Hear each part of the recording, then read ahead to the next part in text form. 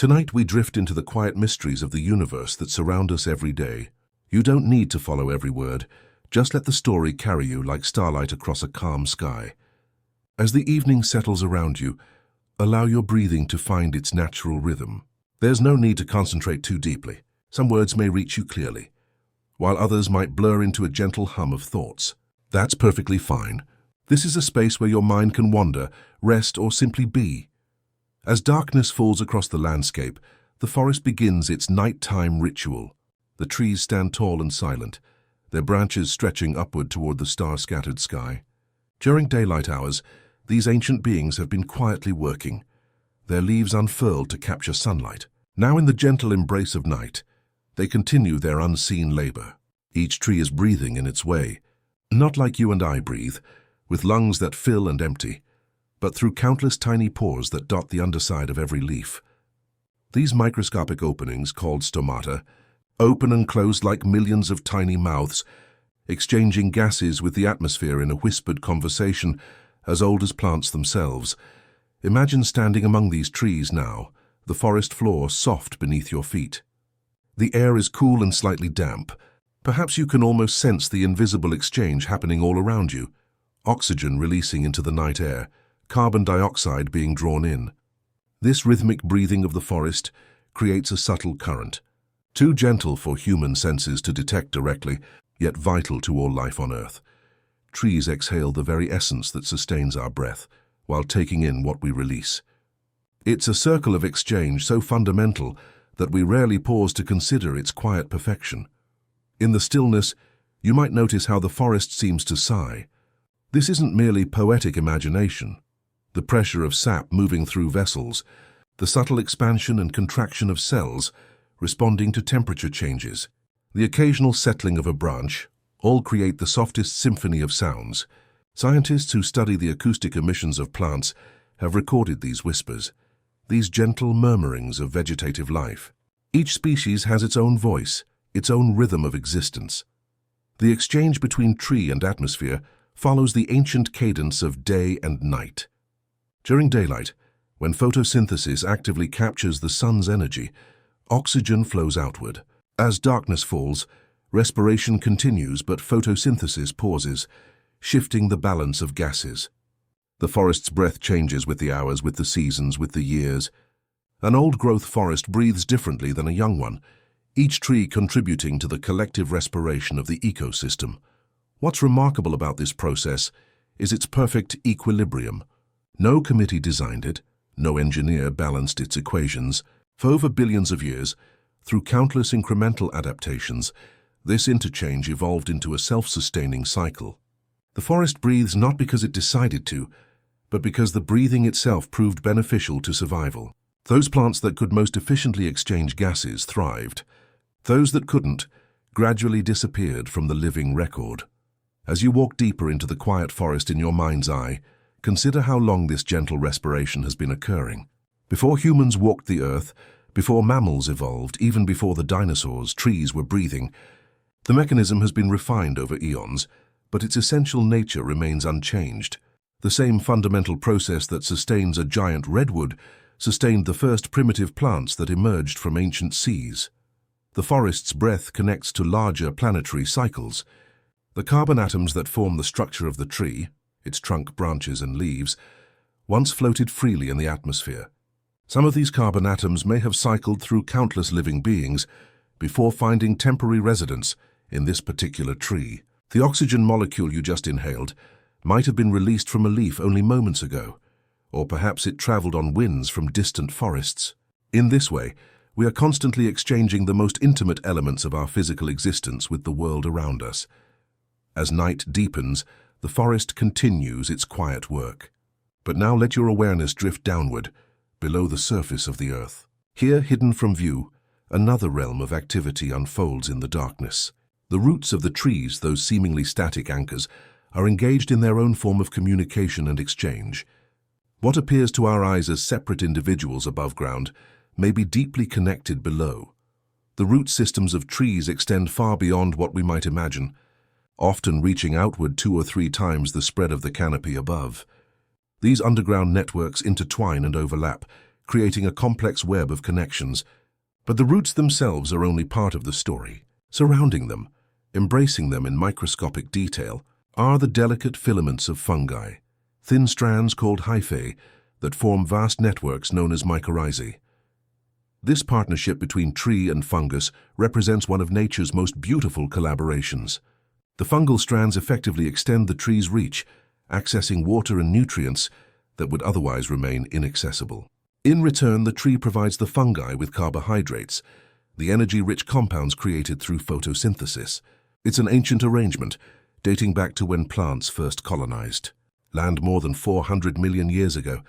What scientists have discovered in recent decades is that these mycorrhizal networks do far more than simply facilitate resource exchange. They serve as communication channels, living threads of connection between individual trees. Through these fungal pathways, trees can share resources, sending sugars, water, and nutrients to neighbors in need.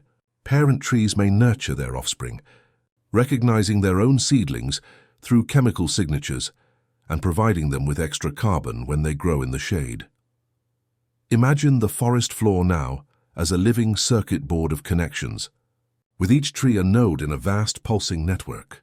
When a tree is injured by insects, it can send chemical warning signals through these underground pathways, alerting its neighbors to produce defensive compounds before they too are attacked.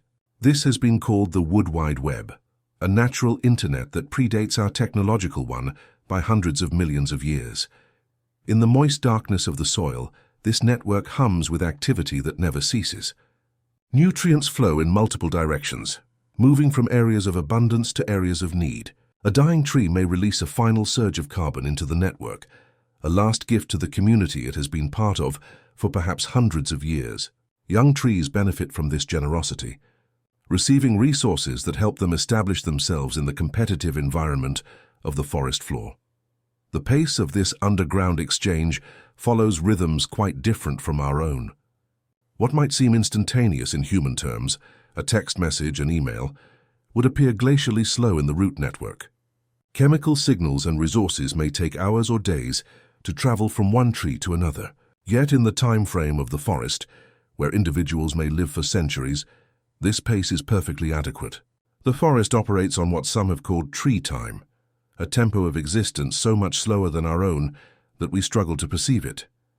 As you rest and listen to these words, try to imagine this slower time scale.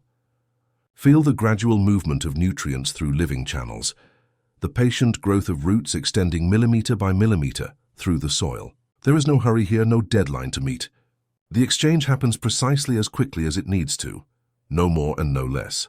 Perhaps there is wisdom in this unhurried pace, a reminder that not everything valuable happens at the speed we have grown accustomed to in our technological age. The soil itself is a universe of activity. What appears as mere dirt to the casual observer is, under magnification, a complex ecosystem teeming with life. Bacteria, fungi, arthropods, nematodes, billions of organisms in a single handful, breaking down organic matter, cycling nutrients, creating the very possibility of plant life. The dark earth cradles the roots, holding them in a living matrix that both nourishes and is nourished by the trees above. As we rest with this image of the connected forest, consider how different this is from our common perception of nature as a competitive struggle. While competition certainly exists, the forest also demonstrates profound cooperation. Resources flow not just to the strongest, but often to those in greatest need. The success of the individual is intimately tied to the success of the whole. Perhaps there are lessons here for our human communities as well. Reminders of our own interdependence, our own need for connection.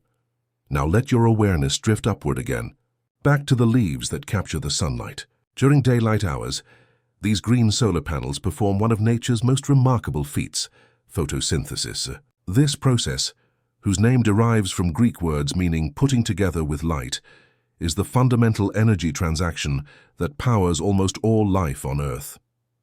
When morning comes to the forest and the first rays of sunlight filter through the canopy, a cascade of molecular events begins in each illuminated leaf. Pigments called chlorophyll, which give leaves their characteristic green color, capture photons of light. This light energy initiates a series of chemical reactions that ultimately transform carbon dioxide and water into glucose and oxygen. The elegance of this process lies in its ability to capture energy from an external source, the sun, and convert it into a form that can power life. The glucose molecules created through photosynthesis contain stored solar energy in their chemical bonds. This energy can later be released through respiration to fuel the tree's growth, maintenance, and reproduction. The oxygen released is, for us and other animals, the breath of life, a generous byproduct of the plant's energy-gathering process. Imagine now the gentle pulse of this activity across the forest. Each leaf is a tiny laboratory, quietly performing chemistry that human science has yet to fully replicate. The reactions occur in specialized structures called chloroplasts, microscopic organs within the plant cells that contain the chlorophyll molecules. These chloroplasts likely evolved from free-living photosynthetic bacteria that were engulfed by larger cells billions of years ago, eventually forming a permanent symbiotic relationship, a marriage of different life forms that continues to this day. The process unfolds in silence, without fanfare. No sound marks the moment when a photon strikes a chlorophyll molecule, exciting an electron and setting in motion the chain of reactions. No visible sign indicates when carbon dioxide from the air combines with water from the soil to form new molecules of glucose. Yet in this quiet alchemy lies the foundation of our biosphere, the base of almost every food chain on the planet. What's particularly wondrous about photosynthesis is how it connects the immaterial to the material, turning pure energy, light, into substance, sugar. This transformation happens constantly, all around us, at a scale that's difficult to comprehend. Each year, photosynthesis globally converts around 100 billion tons of carbon from carbon dioxide into biomass. This silent work dwarfs all human industrial activity combined. As the day progresses, the leaves adjust their activity to match changing conditions. When direct sunlight is intense, tiny openings in the leaf surface, the stomata we mentioned earlier, may partially close to reduce water loss, even though this also reduces carbon dioxide intake. When light is diffuse, the stomata open wider. The leaf balances its need for carbon dioxide against its need to conserve water, constantly adjusting to find the optimal arrangement for the current conditions. The rhythm of photosynthesis follows the arc of the sun across the sky. Production peaks at midday when light is most abundant, then gradually declines as afternoon shadows lengthen. Different species have evolved varied strategies to capture light effectively. Some forest plants have adapted to thrive in the dappled light that reaches the forest floor, requiring less intensity than their sun-loving counterparts in open meadows. As evening approaches and light fades, photosynthesis gradually ceases. The forest shifts to a different mode of existence. Respiration, the process of breaking down sugars to release their stored energy, continues day and night, but without the counterbalancing production of photosynthesis, the net flow of gases reverses. The forest that released oxygen during the day now releases more carbon dioxide as night falls. This daily cycle has been occurring for billions of years, gradually changing the composition of our atmosphere over geological time. The oxygen we breathe exists because of this patient work of photosynthesis, accumulated over eons. Before photosynthetic organisms evolved, Earth's atmosphere contained almost no free oxygen. The very possibility of our existence is a gift from the green world. As you rest with these thoughts, imagine a single beam of sunlight traveling 93 million miles from the sun, passing through our atmosphere between branches to finally reach a leaf. There, in a process refined over billions of years, its energy is captured and transformed. The light seems to disappear, but it doesn't vanish. It changes form, becoming chemical energy that may later warm the body of a deer, fuel the flight of a bird, or sustain the thoughts in a human mind. In this way, we are all quite literally made of sunlight transformed. Now, as we continue our gentle journey, let's turn our attention from the forests to another realm where life follows its own quiet rhythms, the vast oceans that cover most of our planet. As night falls over these waters, a magical phenomenon occurs in many parts of the world's seas. Tiny organisms called phytoplankton, the ocean's equivalent of plants, create a subtle luminescence, a soft blue-green glow that traces the movement of waves and the passage of marine creatures. This bioluminescence, like a living constellation beneath the water's surface, comes from chemical reactions within the cells of these microscopic beings. When disturbed by motion, perhaps the stroke of a dolphin's tail or the dipping of an oar, they emit this cool light, turning the dark waters into a galaxy of tiny stars. The effect can be so gentle that it's barely perceptible, or so pronounced that entire bays appear to glow with an ethereal radiance. These phytoplankton form the base of the ocean's food web, just as plants do on land. Through photosynthesis, they capture the sun's energy during daylight hours, transforming it into the biological currency that powers marine life.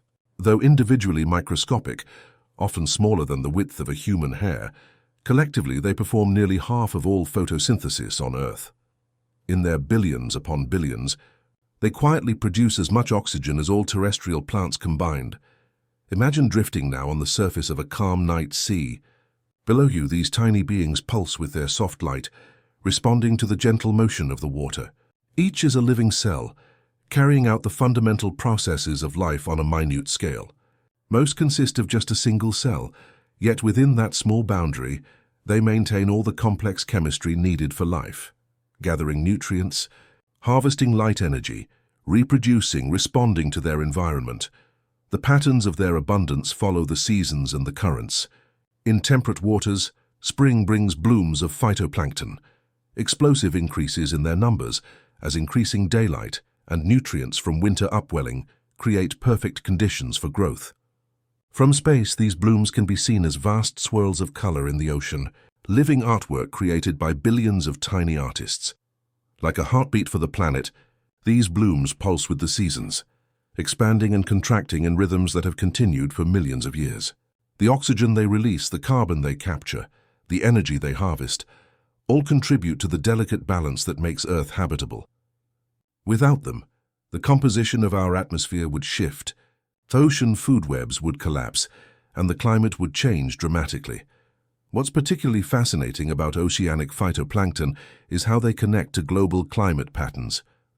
As they photosynthesize, they draw carbon dioxide from the atmosphere. When they die, some portion of their bodies and the carbon they contain sinks into the deep ocean, effectively sequestering that carbon away from the atmosphere for hundreds or thousands of years. This biological pump helps regulate the Earth's carbon cycle and, by extension, its climate. The soft glow these organisms sometimes produce serves various purposes. For some, it may be a defense mechanism, using the sudden flash of light to startle predators or to attract larger predators that might eat their attackers. For others, it might aid in reproduction, helping potential mates find each other in the vastness of the ocean. The chemistry behind this light production is elegant in its efficiency, typically involving a compound called luciferin that, when oxidized by an enzyme called luciferase, produces light with almost no heat. Consider how different this light is from the artificial illumination we've grown accustomed to. The bioluminescence of the ocean creates no waste, requires no external power source beyond the organism's own metabolism, and produces a quality of light perfectly suited to its environment. It's a technology that evolved over millions of years, refined by the patient process of natural selection. As you imagine floating on this luminous sea, notice how the light follows the natural contours of the water. Each wave creates a momentary trail of blue-green radiance as the tiny organisms respond to the disturbance.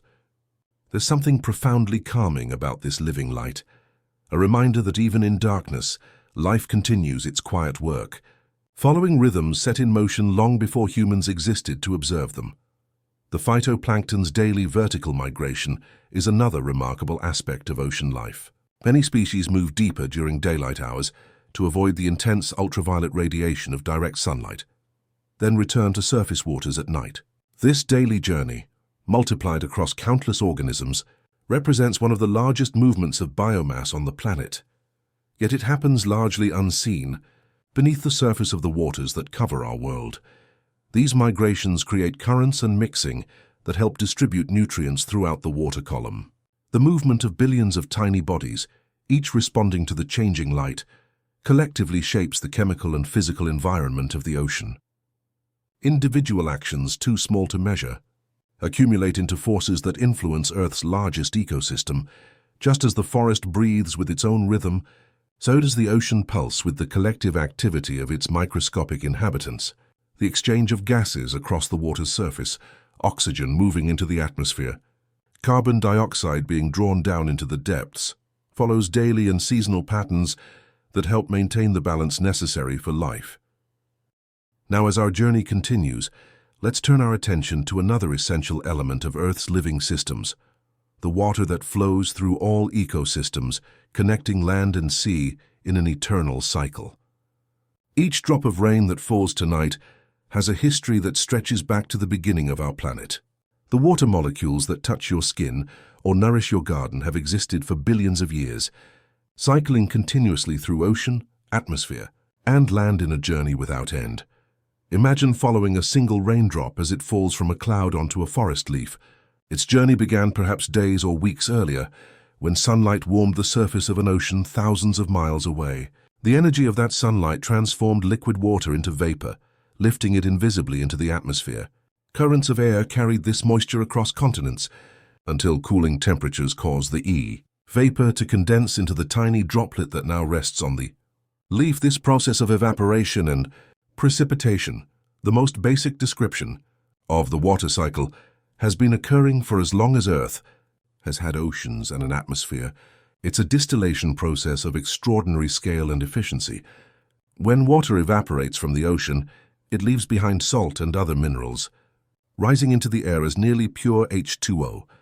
When it falls again as rain, it is among the cleanest substances in nature, though it may collect dust particles and atmospheric gases on its descent. The raindrop that landed on the leaf may soon evaporate again, returning directly to the atmosphere. Or it might roll off the leaf onto the forest floor, seeping into the soil to be absorbed by plant roots. It could become part of the sap flowing through the tree, eventually transpiring from leaf stomata back into the air. Or perhaps it will travel deeper, joining groundwater that slowly migrates through substrate until it emerges in a spring that feeds a stream, then a river, eventually returning to the ocean where its cycle began. During this journey, the water molecule may spend time within countless living beings. It might become part of a tree's structure, a mushroom's fruiting body, a deer's blood, or a human's tears. Water flows through all living things, carrying nutrients, facilitating chemical reactions, maintaining the temperature and shape of cells. Though we often think of organisms as separate from their environment, the constant flow of water through living systems blurs this distinction. What's remarkable about this cycle is that the total amount of water on Earth remains essentially constant. We neither gain nor lose significant amounts of H2O to space. The water that sustains life today is the same water that was present when life first emerged. It has been used and reused countless times. The water in your body might once have flowed in the Nile during the time of the pharaohs, fallen as snow on ancient mountains, or swirled in the primordial sea where the first cells emerged. This continuity connects us physically to all of Earth's history. The hydrogen atoms in water molecules formed in the first moments after the Big Bang, some 13.8 billion years ago. The oxygen atoms were forged much later, in the nuclear furnaces of stars that lived and died before our sun was born. These ancient elements came together to form water, which eventually gathered on the cooling Earth, creating the conditions where life could emerge. The cycling of water shapes landscapes over geological time. Rain erodes mountains grain by grain. Rivers carve valleys through solid rock. Ice expands in cracks, gradually breaking apart even the hardest stone. The patient work of water, operating over millions of years, has sculpted the world we know. Grand canyons, fertile valleys, delta plains, all are testaments to water's quiet persistence. As you rest and listen to these words, consider the water within your own body. Adult humans are approximately 60% water by weight. This water is constantly being replenished as you drink and lost as you breathe, perspire, and eliminate waste. In this way, you too are participating in the great water cycle. Your body is not a permanent vessel, but a temporary gathering of molecules, including water, that flow through you during your lifetime. The rain's eternal journey connects all parts of our planet in a liquid embrace. A molecule of water may spend a century locked in a polar ice cap, then a week crossing the sky as part of a cloud, followed by months slowly seeping through soil. There is no beginning or end to this cycle, only continuous transformation from one state to another, from one location to the next. Human activities have altered aspects of this cycle. We divert rivers, drain wetlands, pump ancient groundwater to the surface. We change rainfall patterns through deforestation and climate alteration. Yet the fundamental nature of the water cycle continues. Evaporation, condensation, precipitation. Responding to these changes but continuing its essential function of distributing water across the planet. There's something deeply reassuring about the permanence of this cycle amid constant change. The rain that falls tonight connects us to all of Earth's past and future. It has witnessed the entire history of our species and will continue long after our current civilizations are gone. Water carries no memory in the conventional sense, yet in its continuous cycling, it has experienced all of Earth's environments, all of its climates, all of its living communities.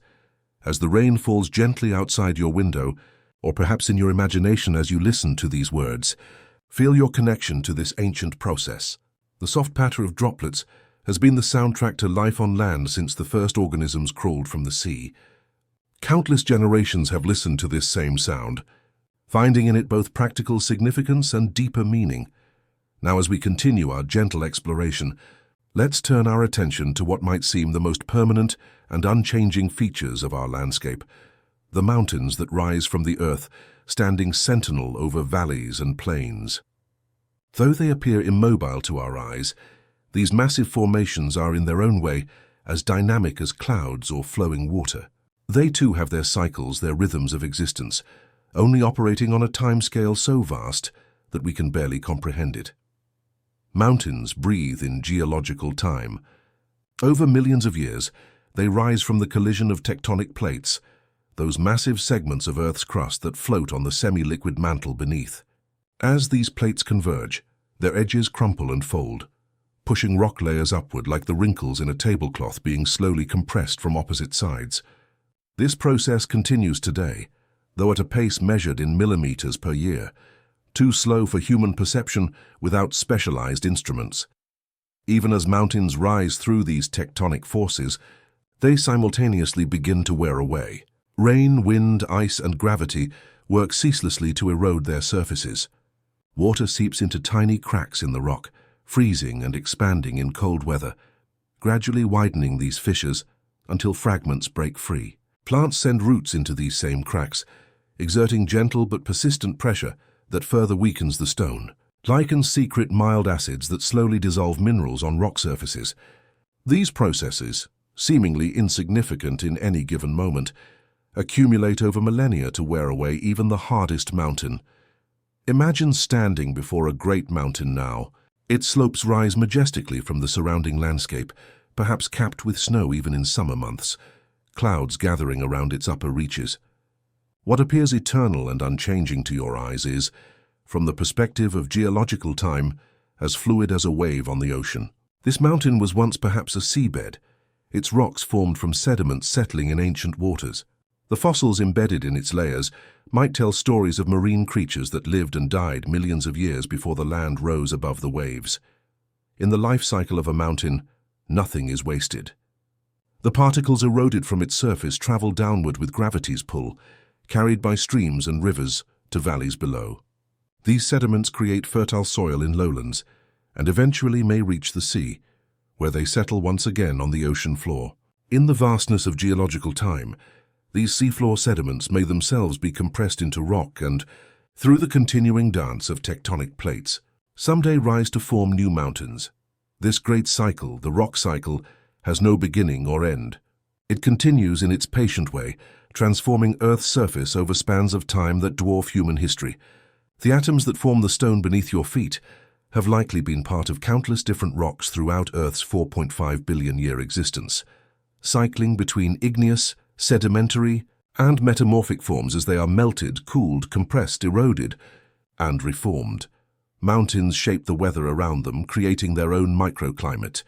As air rises up their slopes, it cools and releases moisture, often making one side of a mountain range significantly wetter than the other. They direct the flow of rivers, define watersheds, and provide habitat for specialized communities of plants and animals adapted to life at different elevations. In these ways, mountains influence living systems far beyond their immediate vicinity. Many human cultures have viewed mountains as sacred, places where earth reaches toward sky, where humans might come closer to the divine. Perhaps there is wisdom in this perception, a recognition that these great formations operate on principles and timescales that transcend our brief lives. Standing before a mountain, we confront our own smallness in both space and time. Yet mountains are not truly permanent. The tallest peaks of today will eventually be worn down to hills and then to plains, their substance redistributed across the landscape. New mountains will rise elsewhere, as the continents continue their slow drift across the face of the planet. This cycle has repeated numerous times throughout Earth's history, entire mountain ranges rising, dominating the landscape for millions of years, and then gradually disappearing, all before humans existed to name them or climb their slopes. As you rest with these thoughts, imagine the slow dream of the mountains. In the deep night, when the climbers have descended and the tourist paths are empty, the mountain continues its imperceptible breathing. Minute shifts and settlements occur as gravity pulls continuously on its mass. Internally, where pressure and temperature increase with depth, rocks slowly deform, flowing like extraordinarily viscous liquids over spans of thousands of years. The mountain is not static but always in process, always becoming, always dissolving. Consider how the time scale of mountains might offer perspective on human concerns. The urgencies that fill our days, deadlines, appointments, obligations, exist in a temporal frame so brief that from the mountain's viewpoint, they would appear and disappear in an instant. This is not to diminish the importance of human experience, but to place it within a larger context, to remember that we are part of cycles that extend far beyond our individual lives or even our species' existence. Now, as night deepens around us, let's turn our attention to one of evening's most characteristic sounds, the rhythmic chirping of crickets that often accompanies the transition from day to night. This sound, familiar to anyone who has spent summer evenings outdoors, is more than merely atmospheric. It represents an ancient form of communication, a living timepiece, and a window into the subtle environmental awareness of these small beings. The cricket's song comes not from its mouth, but from specialized structures on its wings. The male cricket creates sound by rubbing a scraper on one wing against a row of teeth on the other, a process called stridulation. Each movement produces a single chirp, and the cricket controls both the rate and pattern of these chirps with remarkable precision. The sound serves primarily as a mating call, advertising the cricket's location, species, and fitness to potential female partners. What's particularly fascinating about cricket chirping is how it responds to temperature. As the environment warms, the chemical reactions in the cricket's body accelerate, allowing its muscles to contract more rapidly. This results in a faster chirping rate. The relationship is so consistent that some species follow a mathematical formula. Count the number of chirps in 15 seconds, add 40, and you have an approximation of the temperature in Fahrenheit. This living thermometer predates human technology by millions of years. Imagine sitting on a porch or beside an open window as evening falls. The first few cricket chirps might be widely spaced, almost tentative. As darkness deepens, more individuals join the chorus, creating overlapping patterns of sound. Each cricket maintains its own rhythm. Yet collectively, they create what we perceive as the voice of the night itself, a gentle acoustic blanket that has accompanied countless human generations through warm evenings. The cricket's chorus ebbs and flows with the seasons. In temperate regions, they emerge in greatest numbers during late summer and early autumn, when nights grow longer but temperatures remain warm. Their increasing presence serves as a subtle reminder of the year's progression, a living calendar marking the transition toward fall. Indigenous cultures around the world have recognized this relationship, incorporating the cricket's song into their understanding of seasonal changes. For the cricket, this sound-making is serious business.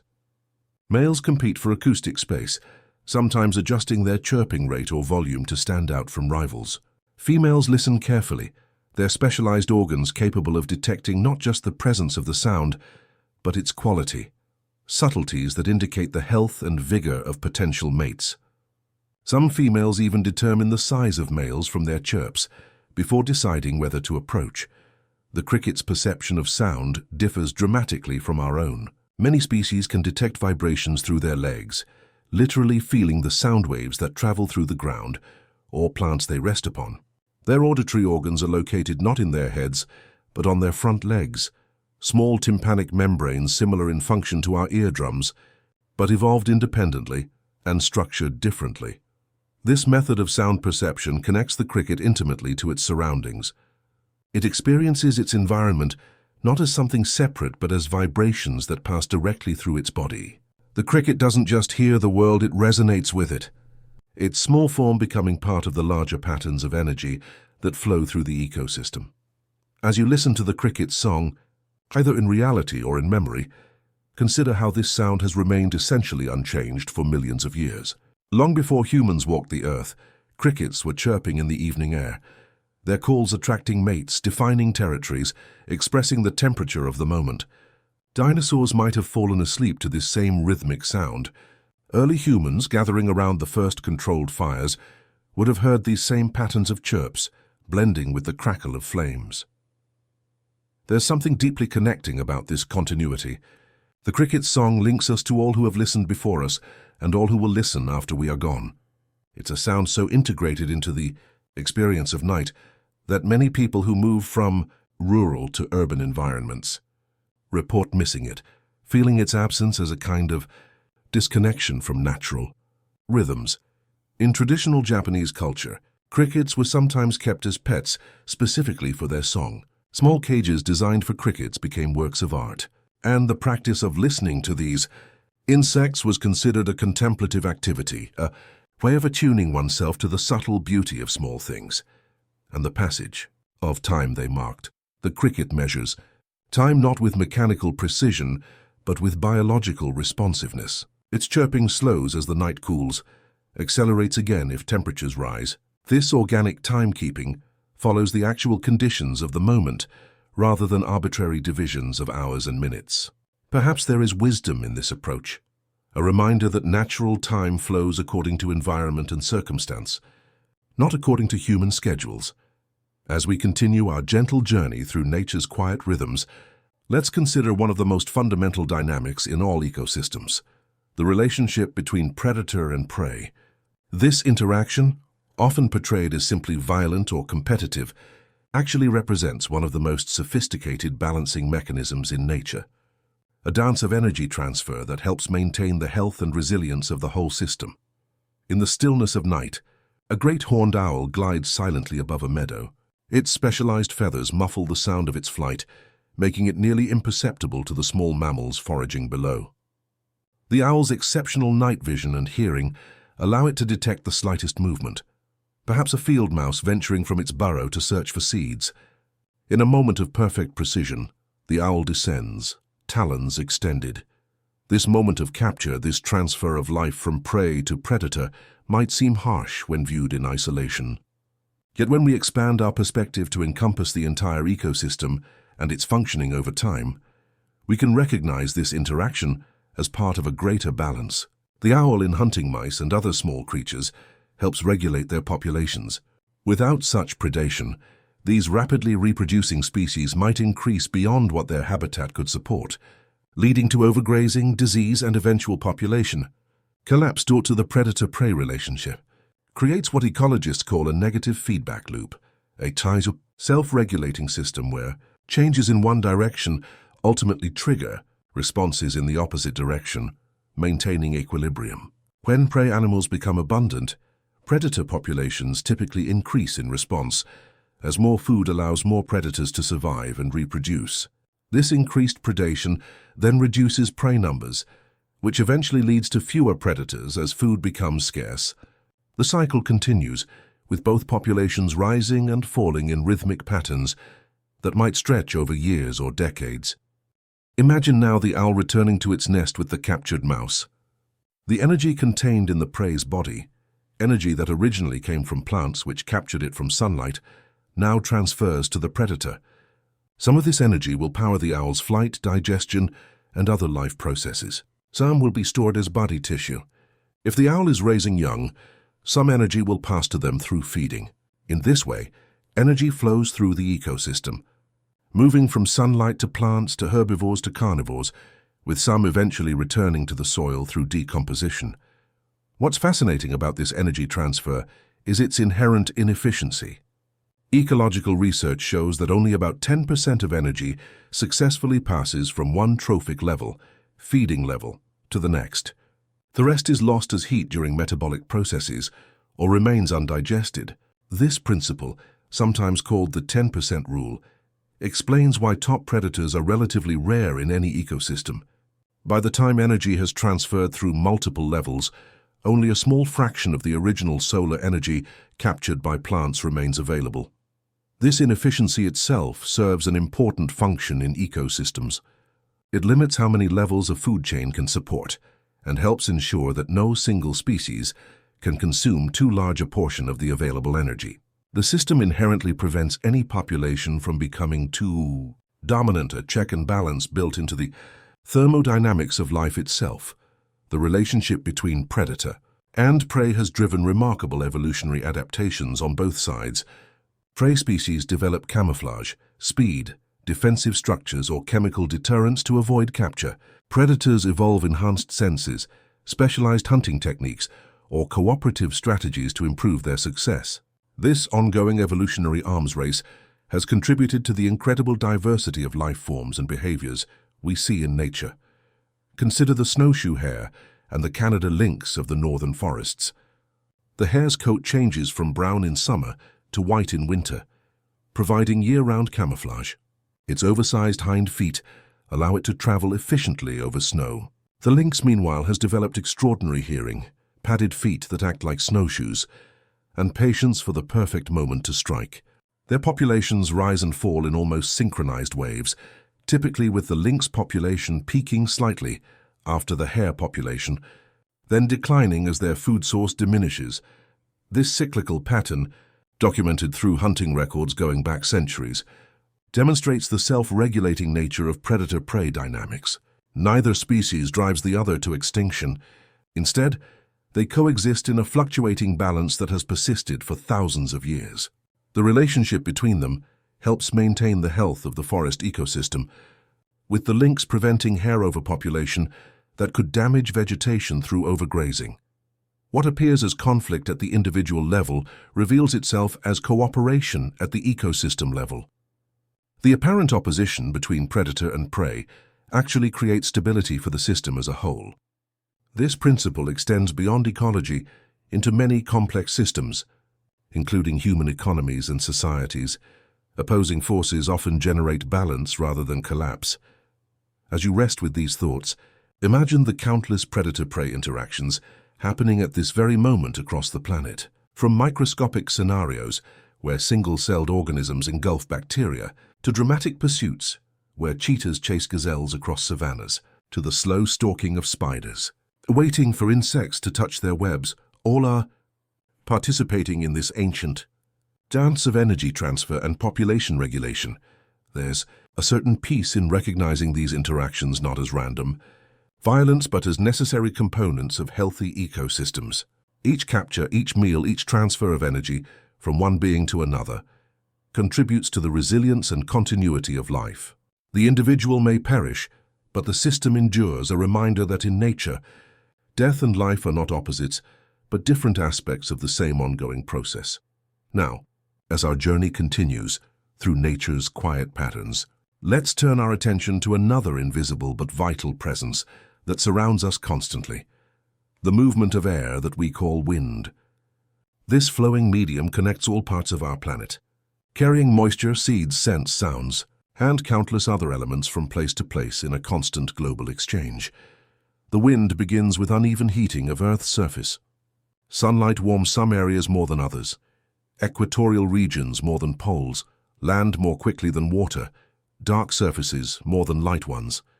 As air warms, it expands and becomes less dense, rising upward and creating areas of low pressure.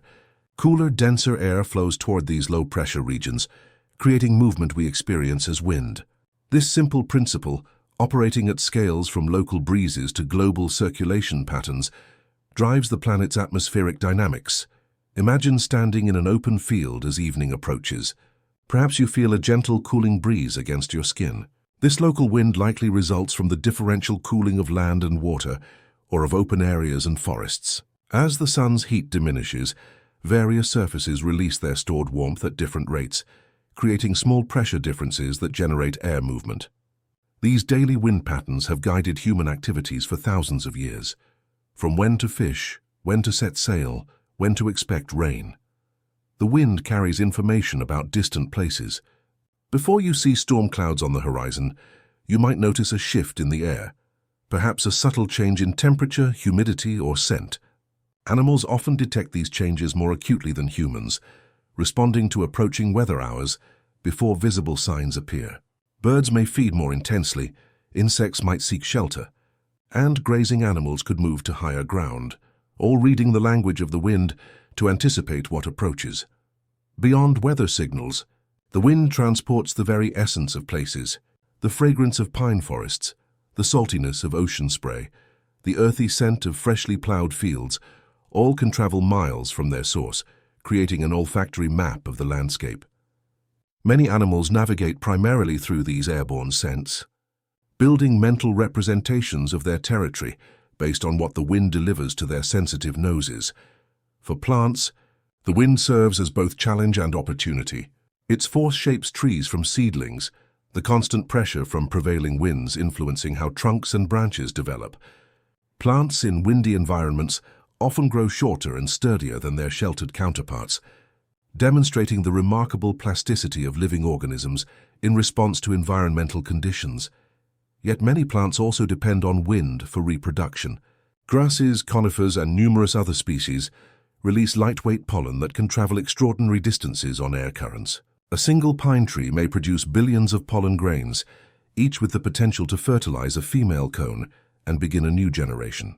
Only a tiny fraction will succeed, but the sheer volume ensures the continuation of the species across a wide geographic range.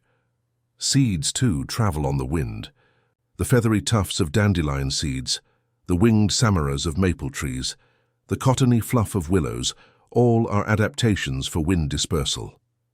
These plant strategies allow colonization of new areas and genetic exchange between distant populations, increasing resilience to changing conditions. Some seeds can remain aloft for days, potentially crossing mountains, rivers, even narrow seas before finding new soil. The wind also shapes landscapes over time. In arid regions, it lifts and carries particles of soil and sand, gradually eroding some areas while building dunes in others. Wind-transported dust from the Sahara Desert regularly crosses the Atlantic Ocean, delivering nutrients to Amazon rainforests and Caribbean islands. These connections remind us that even seemingly isolated ecosystems are linked through atmospheric circulation. Listen now to the sound of wind, whether it's present around you or remembered from other times. Perhaps it's the gentle rustling of leaves, the whisper through grass, or the more forceful sound of branches swaying in stronger gusts.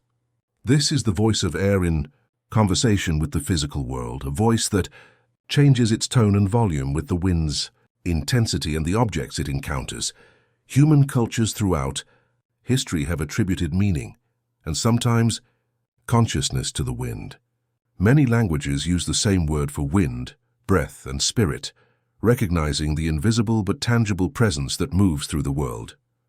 Wind instruments, flutes, horns, organs, mimic this natural sound, perhaps representing some of humanity's earliest attempts to converse with the elements that surrounded them.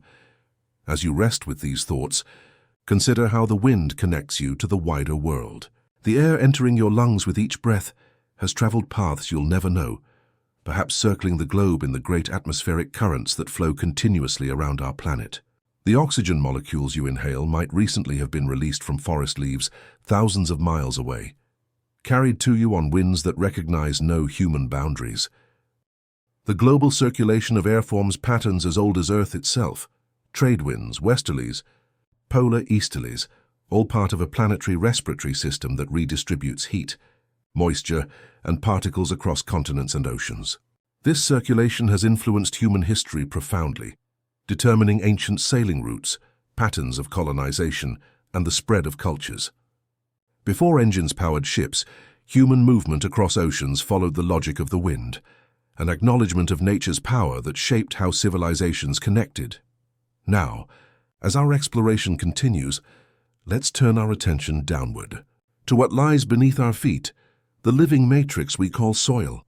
Far from being mere dirt, soil represents one of the most complex and biologically diverse habitats on Earth, a hidden realm where countless organisms interact in networks of decomposition and renewal that make all terrestrial life possible. A single teaspoon of rich soil may contain more microorganisms than there are people on Earth, billions of bacteria, fungi, protozoa, nematodes, and other tiny beings. These organisms don't simply exist in the soil, they actively create it through their continuous processing of organic matter. Without their work, dead leaves, branches, and animal remains would accumulate on the surface rather than breaking down into nutrients that living plants can use. Imagine looking at a cross-section of soil now, perhaps at the edge of a garden or forest. The most visible inhabitants might be earthworms, ecosystem engineers that physically restructure the soil as they tunnel through it. Their movements create channels for water and air to penetrate deeper, while their digestive processes break down organic matter and release nutrients in forms available to plants. Charles Darwin, in his final book, calculated that earthworms can process several tons of soil per acre each year, gradually turning the earth and mixing its components. Beneath what we can see with the naked eye exists an even more diverse community. Fungi extend their microscopic filaments through the soil, sometimes forming vast networks that connect different plants. Through these fungal connections, trees and other plants can exchange nutrients and even information about threats such as insect attacks. Some forest fungi form relationships with specific tree species that have evolved over millions of years. Neither partner complete without the other. Bacteria in the soil perform crucial chemical transformations that make life possible. Some convert atmospheric nitrogen, abundant but unavailable to most organisms in its gaseous form, into compounds that plants can use to build proteins and DNA. Others specialize in breaking down particular substances, from simple sugars to complex lignins that give wood its strength. Together, this bacterial community creates a kind of distributed digestive system for the ecosystem, processing materials that no single organism could handle alone. The soil also serves as a living archive of history. Its layers record environmental changes, human activities, and ecological shifts. In undisturbed areas, soil develops distinct horizons, bands of different colors and textures that reflect processes occurring over hundreds or thousands of years. Archaeologists read these layers to understand past human settlements, while paleoecologists examine preserved pollen grains to reconstruct ancient plant communities. What we call soil varies dramatically from place to place. Desert soils, thin and mineral-rich but low in organic matter, support specialized plants adapted to extract maximum value from minimal resources. Prairie soils, among the richest on Earth, developed under grasslands whose extensive root systems contributed abundant organic material. Forest soils often form distinct layers as leaves accumulate and decompose on the surface. Each soil type represents the outcome of climate, parent material, topography, organisms, and time working together over millennia. The formation of just 1 inch of topsoil, the most biologically active layer, can take hundreds of years under favorable conditions. This slow development makes soil a precious and essentially non-renewable resource on human timescales. When erosion or poor management practices remove topsoil faster than it can form, the land's fertility and ability to support life diminishes, sometimes for generations. As you consider the complex world beneath your feet, notice how soil connects past and future. The nutrients that support today's plants were once part of previous generations of living beings. The carbon in soil organic matter may have cycled between atmosphere and life forms, many times over thousands of years before reaching its current location. In this way, soil serves as both archive and promise, holding elements of what has been while enabling what will be. Healthy soil doesn't just support plant growth. It provides numerous other ecological services. It filters water as it percolates downward, removing many contaminants before they reach groundwater. It stores carbon, potentially helping mitigate climate change if managed properly. It buffers against both floods and droughts by absorbing excess water and releasing it gradually. These functions happen quietly, without fanfare, yet they form the foundation for terrestrial ecosystems. Human cultures have long recognized soil's fundamental importance. Many traditional agricultural practices emphasize care for the soil above all else, understanding that its health determines the community's sustenance. Creation myths from diverse cultures often begin with soil or clay as the substance from which life emerges. This intuitive recognition of soil's primacy predates scientific understanding of its biological complexity. As you rest with these thoughts, imagine the constant activity occurring in the soil outside your window, or beneath a nearby park or forest. Life processes continue day and night, through all seasons. An unceasing work of decomposition and synthesis, of breaking down and building up. This hidden industry supports all that grows above the surface, from the smallest wildflower to the tallest tree. Without healthy soil, terrestrial ecosystems as we know them could not exist. Now, as our journey through nature's quiet patterns continues, let's turn to a force that might seem destructive at first glance, but plays an essential role in many ecosystems: fire. In its natural cycles of burning and renewal, fire demonstrates nature's capacity to incorporate even seemingly catastrophic events into long-term patterns of regeneration and balance. In a lightning-prone pine forest, summer thunderstorms bring not just rain, but the occasional electrical strike that finds its mark on a standing snag or resinous tree. A small flame begins hesitant at first, then growing as it finds dry needles and twigs.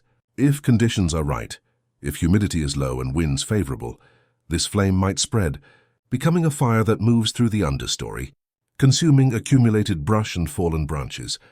For certain forest types, this burning is not a disaster, but a necessary reset, a process that has occurred naturally for millions of years. Many pine species have specifically evolved to thrive with periodic fire. Their thick bark protects living tissues from all but the most intense heat. Their cones, sealed with resin, open only when exposed to fire's heat, releasing seeds onto freshly cleared, nutrient-rich soil. Without occasional burning, these forests would gradually be replaced by more shade-tolerant species that haven't developed such fire adaptations. Imagine standing in a forest 1 year after a moderate fire has passed through. The blackened trunks of mature pines rise above a ground now carpeted with new growth, wildflowers, grasses, and tree seedlings taking advantage of the abundant sunlight and nutrients released by the burn. Animals have returned, drawn by fresh vegetation and the insects that feed on new growth.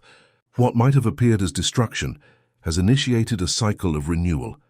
Fire's ecological role varies dramatically across different landscapes. In grasslands and savannas, regular burning prevents woody plants from establishing, maintaining the open character that many grazing animals depend on. In chaparral ecosystems, plants store energy in their roots, ready to resprout vigorously after fire clears away above-ground competition. Some plant species produce seeds that remain dormant in soil for decades, germinating only when fire's chemistry triggers their awakening. Human relationships with fire have always been complex. Fire allowed our ancestors to cook food, expanding the range of nutrients available and possibly contributing to the development of our large brains. It provided warmth, extending the environments humans could inhabit. It offered protection from predators and transformed materials for tools and shelter. Yet uncontrolled fire also threatened human settlements and lives. Modern ecological research increasingly confirms the wisdom of these traditional approaches. After decades of fire suppression in many regions, a policy that seemed logical from a short-term safety perspective, forest managers now recognize that preventing all fires often leads to more dangerous conditions. Without regular burning to clear understory vegetation and fallen branches, fuel accumulates to levels that can support extremely hot, fast-moving fires that damage even fire-adapted trees and threaten human communities. Fire illustrates a principle found throughout natural systems, that disturbance often creates opportunity. The clearing of dominant vegetation allows sunlight to reach species that might otherwise remain suppressed. Nutrients locked in woody material become available to new growth. Ecological niches open for species that specialize in post-fire environments. What appears as destruction at one scale reveals itself as reorganization at another. As you rest with these thoughts, consider how this pattern of renewal following disturbance might apply beyond fire ecology. Many natural and human systems demonstrate similar dynamics, periods of relative stability punctuated by disruption that catalyzes new growth or innovation. Perhaps there's wisdom in recognizing that not all apparent loss leads to permanent diminishment. Sometimes it creates space for emergence and transformation. Fire's transformative power operates at the chemical level as well. The intense heat breaks molecular bonds, recombining elements into new forms. Carbon from plants returns to the atmosphere as carbon dioxide, later to be recaptured by photosynthesis. Minerals bound in organic compounds become available in soil. Ash, rich in potassium and other nutrients, provides a fertility boost that can last for years. The fire doesn't destroy these elements. It changes their form and distribution. Like other natural processes we've explored, fire occurs across multiple timescales. A single burn event might last hours or days, while the cycle of growth, maturity, burning, and renewal might span decades or centuries, depending on the ecosystem. Individual organisms perish, but the system persists through these cycles, often becoming more resilient through the selective pressures that fire exerts on its component species. Now, as our gentle exploration continues, let's turn to another of nature's rhythms, one that connects Earth to its celestial companion and influences life in countless subtle ways. The moonlit tide rises and falls along shorelines worldwide, following patterns set by gravitational forces so consistent that they can be predicted centuries in advance. Imagine standing on a quiet beach as evening deepens into night. The nearly full moon has risen above the horizon, casting a silvery path across the water. At the shoreline, the sea gradually advances, water flowing into tide pools and around rocky outcrops. This movement, so gentle yet inexorable, results primarily from the moon's gravitational pull on Earth's oceans, creating a bulge of water that follows the moon's apparent path around our planet. The relationship between moon and tide demonstrates one of nature's most elegant mathematical relationships.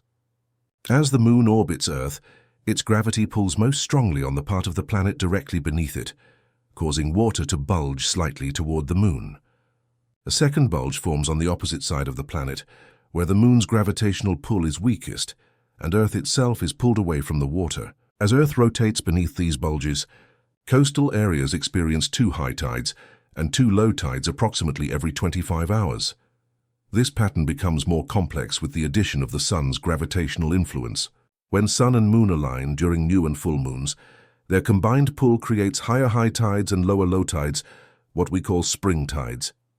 When they form a right angle to Earth during quarter moons, their forces partially cancel each other, resulting in less extreme neap tides. Local geography further modifies these patterns, with bays, channels, and continental shelves amplifying or diminishing tidal ranges in particular locations. For creatures that live in intertidal zones, those bands of shoreline alternately submerged and exposed by the tides, this rhythmic fluctuation defines their existence. Barnacles, mussels, and other attached organisms must withstand hours of exposure to air and sun during low tide, then resume feeding when water returns. Mobile animals like crabs and snails retreat to sheltered crevices as the tide recedes, emerging to forage when the water rises again. Their biological clocks synchronize with this cycle, anticipating changes hours before they occur. The tidal rhythm extends beyond the shoreline. Many marine species time their reproduction to specific tidal conditions, releasing eggs or sperm when currents will carry them to optimal locations. Some fish and invertebrates move into shallow areas to feed during high tide, retreating to deeper waters as the tide falls. Coastal birds follow the tide's edge, seeking exposed food sources as water recedes or hunting small fish trapped in shallow pools. Human communities with access to tidal waters have always oriented their activities around these predictable patterns. Traditional fishing often follows tidal rhythms, with certain techniques effective only during particular stages of the cycle. Coastal navigation requires understanding how water depth changes with the tide, opening or closing passages, depending on the hour. Harvesting of shellfish and seaweed typically occurs during low tides, when these resources become accessible. The moon's influence extends beyond ocean tides. Though less obvious, it creates similar effects in Earth's atmosphere, and even in the solid Earth itself. Land actually rises and falls a few centimeters with each tidal cycle. Underground aquifers experience pressure changes that affect groundwater flow. These subtle influences ripple through ecosystems in ways we are still discovering. Some researchers suggest that the tidal cycle may have influenced the evolution of life itself. The regular alternation between submersion and exposure in tidal pools could have provided conditions favorable for the chemical reactions that preceded cellular life. Concentrated solutions during evaporation, followed by dilution and mixing when the tide returned. If so, the moon's steady pull on Earth's oceans might have helped catalyze the very existence of organisms that would eventually gaze upward and wonder about that silvery disk in the night sky. As you rest with these thoughts, consider how the tidal rhythm exemplifies the interconnectedness of cosmic and biological systems. A celestial body hundreds of thousands of miles away creates patterns of water movement that shape the evolution, behavior, and daily activities of countless species. This influence has remained consistent for billions of years, providing a reliable cadence against which life has organized its processes. There's something deeply reassuring about the predictability of tides. In a world where many events seem random or chaotic, the regularity of this cosmic dance offers a reminder that some patterns persist, regardless of human activity or awareness. The tide will rise and fall tonight just as it did before humans existed, and will continue long after our species is gone. Now, as our journey continues through nature's quiet patterns, let's explore one of the most fundamental relationships in the living world. A partnership so intimate that it blurs the boundary between separate organisms. The phenomenon called symbiosis, where different species live in close association with mutual benefit, challenges our conception of individuals and reveals the deeply collaborative nature of evolution. Consider the lichens that might grow on rocks or tree bark near your home. Though they appear to be single organisms, each lichen actually represents a partnership between a fungus and an alga or cyanobacterium. The fungus provides structure, protection, and mineral nutrients, while the photosynthetic partner captures sunlight and produces sugars that feed both participants. This relationship is so successful that lichens exist in almost every environment on Earth, from scorching deserts to frigid polar regions. Imagine examining a small piece of coral now, perhaps from a tropical reef. What looks like a single animal is actually a complex symbiotic community.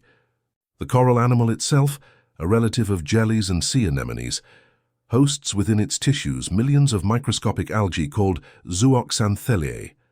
These algae photosynthesize, providing the coral with up to 90% of its energy needs. In return, they receive shelter and access to nutrients from the coral's waste. This partnership allows corals to build massive reef structures that provide habitat for thousands of other species. Symbiotic relationships extend to our own bodies.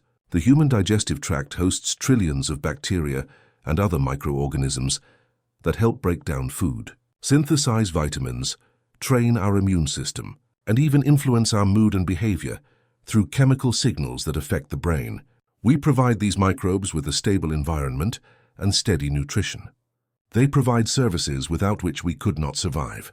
We are not so much individuals as communities, each human body a walking ecosystem of cooperating species. This principle of cooperation challenges the popular misconception of nature as primarily competitive. While competition certainly occurs, symbiosis appears everywhere we look closely enough. Plants partner with fungi to extend their root systems effectively. Flowers collaborate with pollinators, offering nectar in exchange for pollen transport. Cleaner fish remove parasites from larger marine species, gaining food while their clients receive health care. These mutually beneficial arrangements have evolved repeatedly across the tree of life. What's particularly fascinating about symbiosis is how it has driven major evolutionary innovations. The mitochondria that power our cells were once free-living bacteria that took up residence within larger cells, eventually becoming essential components of all animals, plants, and fungi. Chloroplasts, the photosynthetic structures in plant cells, followed a similar path from independent organisms to integrated cellular machinery. These ancient symbiotic events fundamentally changed the course of life on Earth. Symbiosis reminds us that boundaries in nature are often more fluid than they first appear. The line between self and other becomes ambiguous when organisms depend so completely on each other. Where does one participant end and the other begin? In many cases, symbiotic partners cannot survive independently. They have become functionally a single living system composed of genetically distinct components. This blurring of boundaries extends to entire ecosystems. The distinction between organism and environment fades when we recognize how completely each living being is embedded in networks of relationship. The tree depends on soil microbes, which depend on fallen leaves which come from the tree. The herbivore shapes the plant community that feeds it. The predator influences the behavior and evolution of its prey. Each participant both responds to and creates its context. As you rest with these thoughts, consider the invisible threads of symbiosis that might be operating around you right now. Perhaps houseplants near you host beneficial fungi in their root systems. Maybe a bird outside your window carries specialized mites that keep its feathers clean. Your own body certainly contains billions of microbial allies, performing essential functions without your conscious awareness. These relationships have developed over evolutionary time, refined through countless generations of interaction. There's something deeply reassuring about the prevalence of symbiosis in nature.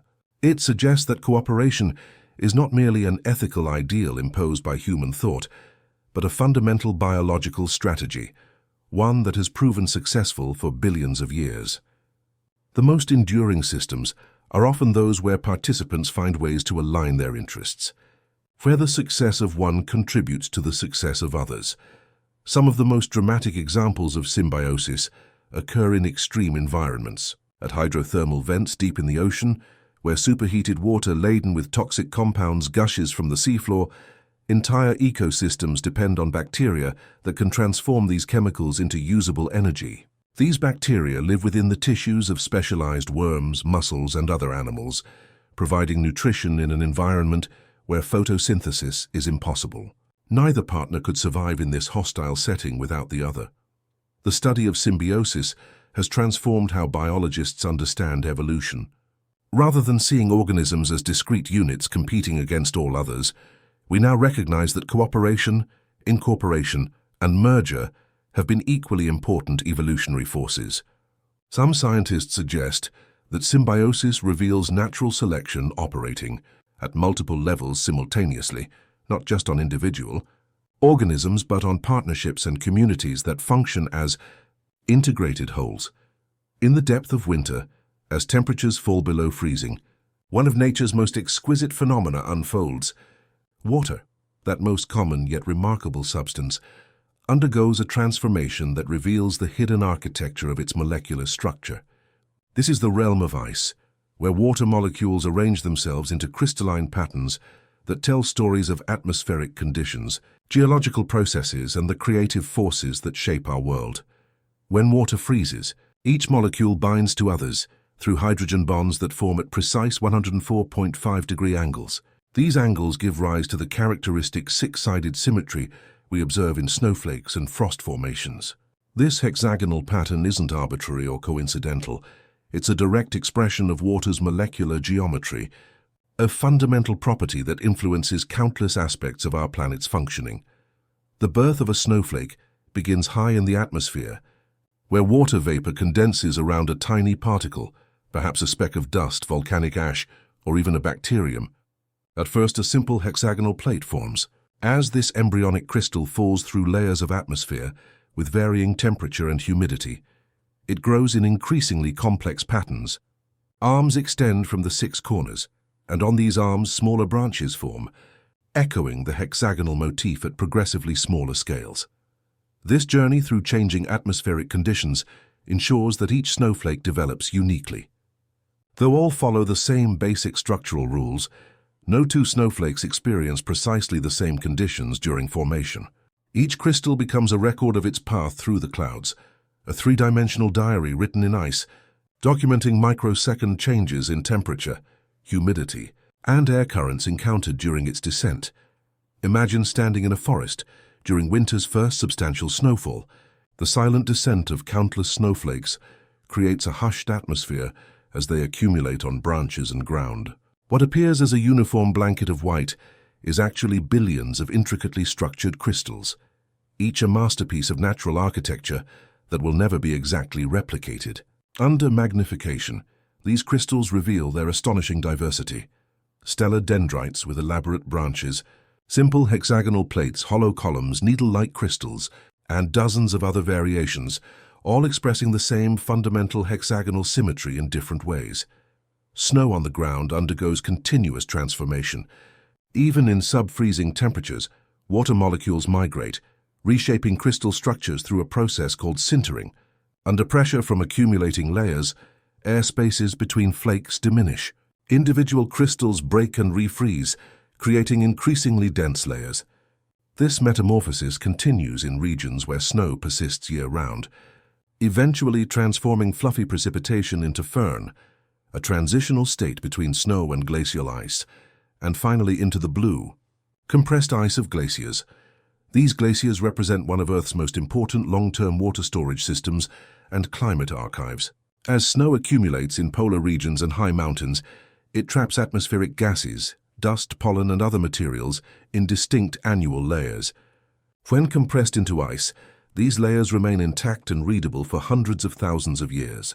Scientists drilling ice cores from Greenland and Antarctica have extracted climate records extending back 800,000 years, revealing cycles of warming and cooling, atmospheric composition changes, volcanic eruptions, and even evidence of ancient forest fires and human industrial activities. The information preserved in ice extends beyond these climatic archives. In permafrost regions, areas where ground remains permanently frozen, organic materials resist decomposition for extraordinary periods. The frozen tundra of Siberia has yielded remains of woolly mammoths with flesh and hair intact after more than 30,000 years. Ancient viruses and bacteria recovered from permafrost have sometimes proved viable after hundreds of thousands of years in suspended animation. As climate change now thaws some of these areas, researchers find preserved plants and animals that offer unprecedented views of ecosystems from the distant past. Ice has shaped Earth's surface through both erosive and depositional processes. During glacial periods, massive ice sheets up to 2 miles thick covered substantial portions of North America and Eurasia. These moving rivers of ice carved U-shaped valleys, transported enormous boulders hundreds of miles from their sources, and scoured landscapes down to bedrock. The Great Lakes of North America were formed by glacial scouring and subsequent meltwater filling, while the dramatic fjords of Norway and New Zealand demonstrate how ice can transform coastal topography. As glaciers retreat, they leave behind distinctive landforms, moraines composed of accumulated debris, kettle lakes formed by melting ice blocks, eskers created by subglacial rivers, and drumlins shaped by flowing ice. For organisms in cold regions, ice presents both existential challenges and unique opportunities. Life has evolved remarkable adaptations for surviving in frozen environments. Many plants and animals produce anti-freeze proteins that prevent ice crystal formation within their tissues. The Arctic ground squirrel can supercool its blood below freezing without crystallization during hibernation. Certain frogs and turtles allow portions of their bodies to freeze solid during winter, using glucose or glycerol as cryoprotectants to prevent cellular damage, then thaw and resume normal function in spring. Wood frogs can survive with up to 65% of their body water converted to ice, their hearts stopped and lungs non-functional, only to revive completely when temperatures rise. Perhaps most surprisingly, ice itself serves as habitat for specialized organisms. Glacier ice contains communities of bacteria, algae, and microscopic animals adapted to life in liquid water veins between ice crystals. Some of these microorganisms derive energy from minerals in the ice rather than sunlight, similar to deep-sea vent communities. Snow surfaces in alpine and polar regions often display reddish or greenish patches called watermelon snow, caused by algae containing pigments that protect against intense ultraviolet radiation. These cold-adapted algae photosynthesize even at temperatures near freezing, creating biological activity on surfaces that appear lifeless to casual observation. Beneath winter ice on lakes and ponds, complex ecosystems continue functioning despite the frozen barrier above. Water's unusual property of reaching maximum density at 4 degrees Celsius than 39 degrees Celsius, rather than at freezing, ensures that lakes freeze from the top down, maintaining liquid water beneath even in the coldest conditions. This property, almost unique among substances, has profound implications for aquatic life, allowing fish, invertebrates, and microorganisms to survive through winter in the liquid realm below the ice. The water molecules in today's snowflake or icicle have existed since Earth's formation, cycling countless times through oceans, atmosphere, living organisms, and perhaps previous periods as ice. A single water droplet may have been part of an ancient glacier, flowed through dinosaur-era rivers, circulated in prehistoric oceans, risen as vapor into primordial skies, and passed through countless organisms before joining. Today's snowfall, a remarkable continuity, connecting all Earth's epochs. There's a distinctive quality to the silence that accompanies heavy snowfall, a dampening of ambient sound, as snowflakes absorb acoustic energy across a broad frequency spectrum. This acoustic phenomenon creates an unusual stillness that many describe as peaceful or contemplative. Perhaps there's wisdom in this winter quietude, an invitation to listen differently, to attend to subtler sounds and inner reflections often obscured by noisier seasons. Throughout human history, ice has inspired art, mythology, and spiritual reflection. From intricate patterns of frost on windows that influenced decorative arts, to the vast ice palaces constructed for winter festivals, ice's ephemeral beauty speaks to something fundamental in human aesthetic appreciation. In mythology, ice often represents both purity and danger, timelessness and impermanence, paradoxical qualities that reflect its physical properties. Ice crystals embody a kind of spontaneous mathematics, their geometric forms emerging from simple molecular interactions without conscious design or effort. Perhaps one reason they've fascinated philosophers and scientists from ancient times to the present. Beneath the forest floor exists another realm of natural pattern and intelligence so different from our own that it challenges fundamental assumptions about cognition itself.